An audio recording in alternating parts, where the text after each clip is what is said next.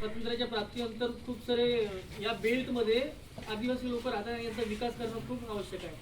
तर पेसाची तरतूद ही 1952ला संविधानामध्ये त्याच्या आधी करण्यात आली होती.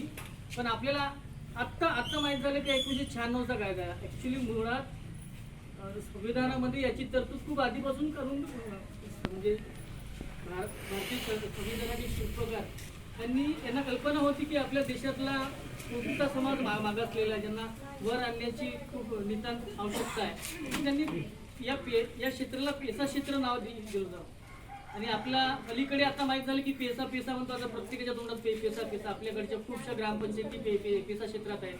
परंतु पेसा हा शब्द भारताच्या स्वातंत्र्य प्राप्तीनंतर जे आपलं संविधान तयार होऊन अंमलात आलं त्याच्यामध्येच ते अंतर्भूत होतं.